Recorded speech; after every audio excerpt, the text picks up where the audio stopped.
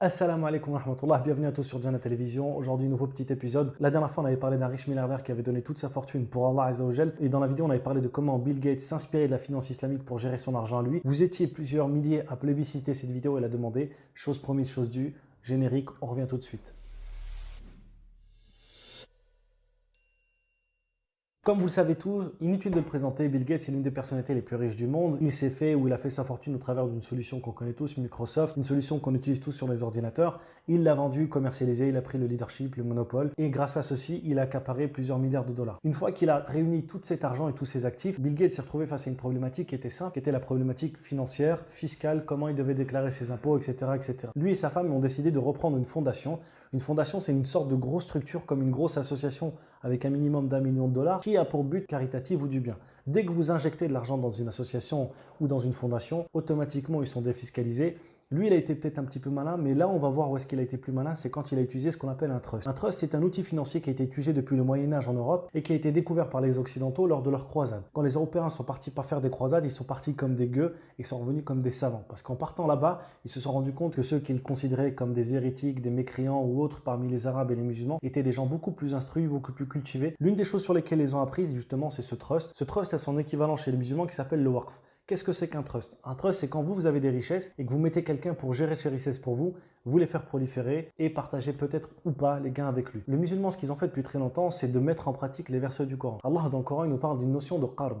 Le qard en arabe, c'est le fait de prêter. Allah, il nous dit que quiconque prête à Allah Azza wa Jal, alors Allah lui rend en décuplant. C'est-à-dire que si on fait des prêts à Allah, Allah nous rend en plus. Pourtant, on sait tous très bien que les prêts avec une rente en plus, c'est haram.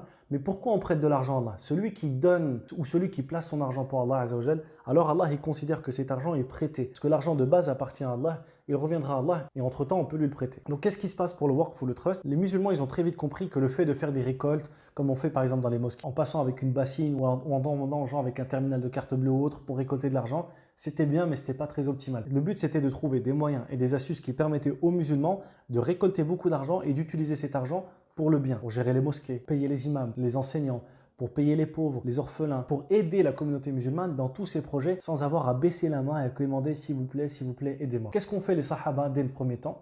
Plutôt que de donner de l'argent, ils ont donné des produits d'investissement. Othman ibn Affan parmi eux, le premier, Abdurrahman ibn Auf et beaucoup d'autres, ils ont donné des terres agricoles ou des biens qui apportaient une forme de capitalisation. Plutôt que de donner par exemple 1000 euros, ils donnaient une terre qui valait 1000 euros et cette terre-là, chaque année, les fruits qui sortaient de cette terre-là et les récoltes, elles étaient revendues et l'argent qui en était revendu était utilisé pour les biens des musulmans. Donc plutôt que de donner une fois de l'argent, eux, ils ont donné quelque chose qui donne de l'argent pour toujours. Cette forme d'investissement, c'est ce qu'on appelle le waqf. Et c'est exactement ce qu'a fait Bill Gates dans sa fondation avec le trust. Plutôt que de mettre les 50 milliards qu'il avait à investir dedans, il les a mis dans un trust, il a acheté des actions boursières avec ceci et les dividendes qui étaient générés par ces actions boursières, les bénéfices, il les reversait à des projets associatifs. Après, les projets sont très discutables pour lui, mais bien évidemment, ce n'est pas un musulman. Là n'est pas la question, le but ce n'est pas de faire son éloge, mais simplement de se rendre compte que ces gens-là s'inspirent des choses qui font partie de nous et des choses que nous-mêmes, nous ne connaissons malheureusement plus. Le waqf dont on parle est tellement puissant pour vous dire que les savants musulmans, à chaque fois qu'ils parlent de finance, ils l'évoquent,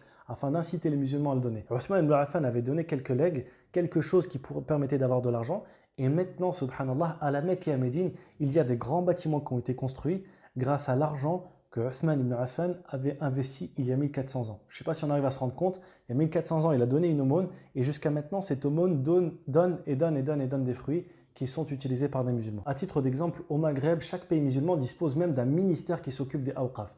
C'est-à-dire que ces waqf ont généré tellement d'argent et de richesses qu'il faut un ministère en entier qui va gérer ces millions d'argent qui ont été faits. Même pour vous dire, les ancêtres des ancêtres de nos ancêtres, quand ils partaient depuis le Maghreb ou depuis l'Afrique noire, jusqu'à la Mecque ou Médine, souvent c'était un voyage qui était extrêmement périlleux, qui mettait plus d'une année. Pour y arriver, certains d'entre eux se faisaient détrousser leur argent ou n'avaient pas assez d'économie pour soit finir le voyage ou soit faire le voyage retour. Qu'est-ce qu'ont fait nos ancêtres? Ils se sont tous réunis, ils ont tous mis de l'argent dans un pot commun, ils ont acheté une grande palmeraie à Médine et de cette grande palmeraie, ils ont dit à chaque fois nous allons vendre les dattes de ces palmeraies et l'argent qui sera vendu année après année servira aux futurs pèlerins. Donc comme ça, même si 100 ans plus tard ou 50 ans plus tard ou 200 ans plus tard, on a un musulman qui arrive pour faire le hajj, qui vient du Maghreb, qui est arrivé de très très loin, qui arrive et qui n'a plus d'argent, il peut se servir dans cette caisse. Fi sabilillah. Imaginez-vous la mentalité comment les musulmans y voyaient très très loin à l'époque. Maintenant, ce waqf existe encore.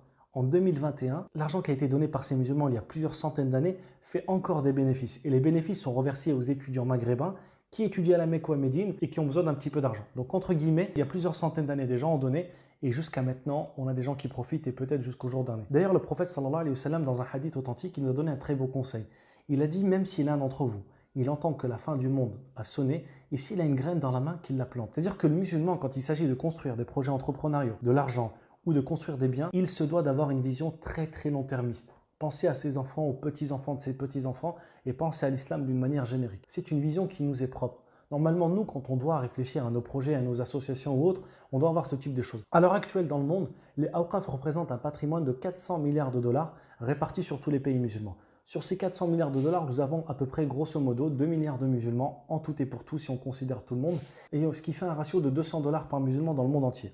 Par contre, si on reprend le même ratio en France, on estime que les Awqaf représentent 20 millions d'euros pour une population avoisinant les 10 millions de personnes, ce qui fait 2 euros par personne en France, alors que dans le monde, on en est à 200. Donc les Awqaf en France sont 200 fois moins développés que dans les pays musulmans. Donc les Awqaf en France sont 2 fois moins développés que dans les pays musulmans. Ce qui prouve que nous en France, on a un levier, on a un axe de développement qu'on n'a pas encore exploité et pas encore utilisé. Maintenant, concrètement, que veut dire mettre en place un Waqf? Imaginez-vous que dans une mosquée, plutôt que de se dire que je vais donner 10 euros ou 50 euros pour la mosquée, je m'associe avec des frères, on achète un restaurant, une laverie, un commerce qui va ramener toujours de l'argent. Et je dis, cette laverie, on l'achète tous ensemble et les fruits vont servir à financer la mosquée, payer le salaire de l'imam, payer les charges de la mosquée ou n'importe quel autre frais qui peut être utile. En faisant ceci, on fait 2 choses très importantes. On développe un patrimoine musulman dans un premier temps et deuxièmement, on permet de financer des projets musulmans. Bill Gates le fait, il s'est inspiré de Uthman ibn Affan et beaucoup d'autres compagnons.